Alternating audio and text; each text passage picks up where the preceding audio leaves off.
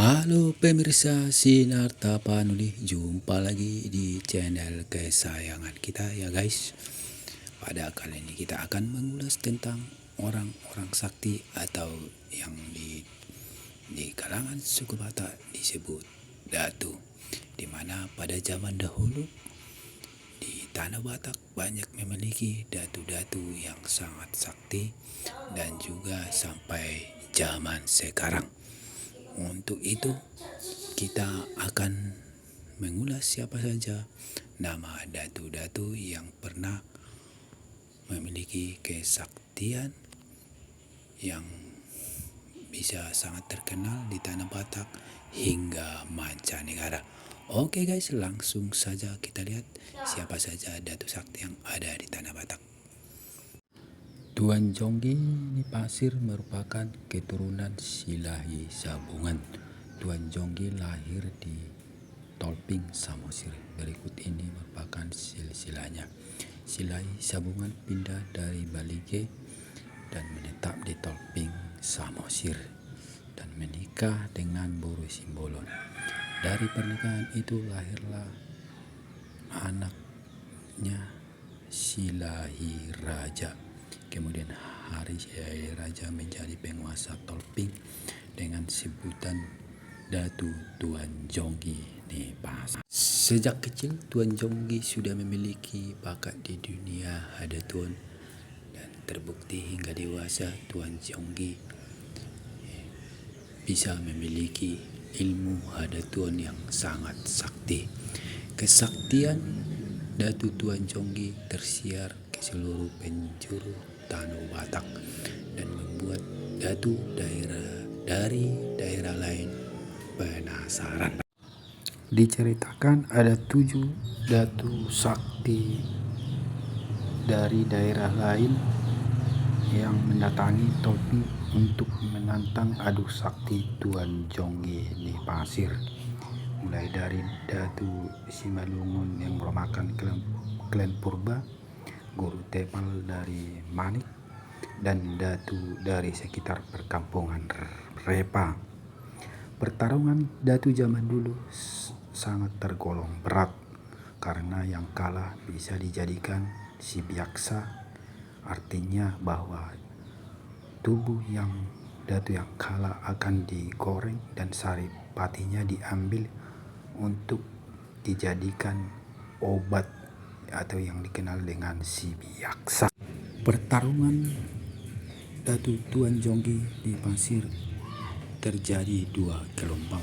Pertama, Datu Tuan Jonggi didatangi 4 datu sekaligus, dan setelah menyetujui persyaratan yang kalah akan dijadikan si biaksa, maka terjadilah pertarungan.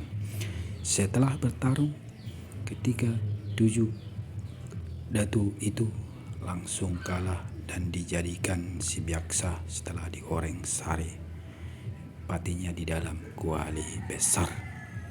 Kemudian gelombang kedua tak membuat datu sakti lainnya gentar dan kembali mendatangi Tolping untuk menantang Datu Tuan Jonggi Nipasir, dan kesepakatan pun terjadi dan pertarungan dimulai. Ketiga datu tersebut langsung kalah juga dan dijadikan si biaksa oleh Tuan Jonggi Nipasir. Hingga sekarang tersimpan si biaksa itu di dalam gua dan masih ada sampai sekarang di gua di sekitar Tolping, Samosir. Kekalahan ketujuh datu sakti tersebut tersiar ke seluruh tanah Batak dan membuat orang sakti datu sakti lainnya menjadi gentar dan tak berani lagi untuk menantang Tuan Jonggi Nipasir sampai sekarang. Itulah kesaktian Tuan Jonggi Nipasir atau Datu Tuan Jonggi Silalahi. Di posisi pertama ada Datu Sori Mangaraja Sitanggam. Beliau adalah paranormal sedunia yang merupakan putra kelahiran Parapat, Kabupaten Simalungun. Sejak kecil dia sudah menunjukkan ciri-ciri orang sakti yang memiliki rambut gimbal hingga sampai 2,8 meter dan memiliki 2 lubang telinga, dan hingga dia mendapat julukan manusia ajaib. Beranjak dewasa, Sori Mangatua, Raja Sitanggang merantau ke Jakarta pada tahun 1990 untuk kuliah, tetapi berhenti karena keterbatasan biaya. Pada akhirnya pada tahun 1991 beliau pulang ke Parapat. Perjalanan spiritual Sori Mangaraja Sitanggang dimulai pada tahun 1991 saat beliau bertapa di Danau Toba.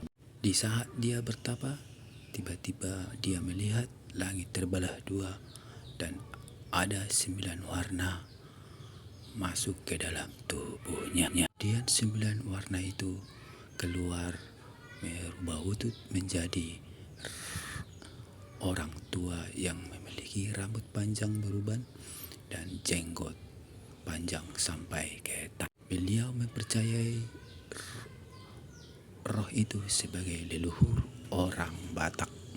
Di kemudian hari, roh-roh itu dipanggil oleh dia sebagai Opung, dan roh-roh itu mengajari Datu Sori Mangaraja Sitanggang berkomunikasi dengan 51 roh leluhur lainnya.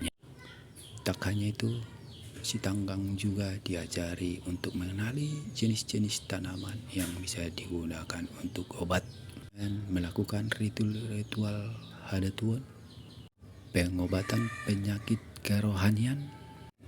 Dari salah satu roh leluhur itu mengajari Datu Sori Mangaraja Sitanggang ilmu mosak atau ilmu bela diri khas Batak pada zaman dulu. Berbekal kesaktian itu, Sori Mangaraja melanglang buana mulai dari Sumatera hingga Indonesia dan ke belahan dunia lainnya.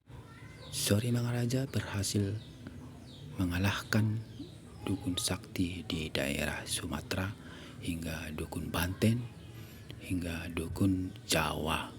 Berhenti di situ, Sori Mangaraja menjajal kemampuan adatuannya ke belahan dunia lainnya.